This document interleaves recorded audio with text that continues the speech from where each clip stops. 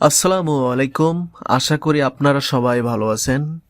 তো আপনারা ভিডিওতে যে মানুষটিকে দেখতে পারছেন তিনি কিছুদিন আগে মারা গিয়েছেন। এই ভিডিওটি আমি করেছিলাম কোনো এক বাড়িতে খাওয়া দাওয়ার একটা অনুষ্ঠানে, অর্থাৎ মিলাদ মাহফিলের একটা অনুষ্ঠানে। কিন্তু আমরা দুইজনই সামনাসামনি, তিনি আমার সামনে ছিল, আমি তার বিপরীত পাশে ছিলাম আর কি।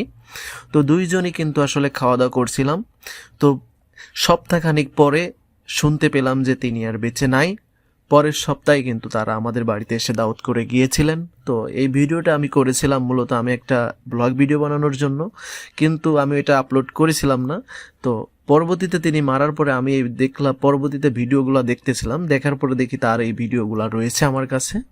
তো এটা হলো আমাদের প্রতিবেশী আশরাফ কাকা, তিনি আর বেঁচে নেই। আপনারা সবাই তার জন্য দোয়া করবেন, তিনি যেন জান্নাতবাসী হতে পারেন। আমাদের কিছুই ছিল না, অথচ প্রতিদিনই আমরা কিছু না কিছু হারাই, আবার নতুন কিছু হারানোর ভয়ে থাকি। আমাদের জন্ম হয়েছে খালি হাতে, মৃত্যু হবে খালি হাতে, অথচ চলে যাওয়ার সময় অনেক না পাওয়ার আক্ষেপ নিয়ে যাই আমরা। আমি মনে করি মৃত্যু হচ্ছে জীবনের সবচেয়ে অসাধারণ উদ্ভাবন। এটি জীবন থেকে পুরনো ও সেকেলে জিনিস থেকে মুক্ত করে। মানুষের মন যেদিন ক্লান্ত হয় সেদিনই তার মৃত্যু হয়। আমি যে সত্যটি খুঁজছিলাম, এই সত্যটি মৃত্যু। তবু মৃত্যুও অন্বেষী, চিরকাল আমাকে খুঁজছে। তাই আমরা শেষ পর্যন্ত দেখা করেছি এবং আমি প্রস্তুত, আমি শান্তিতে আছি।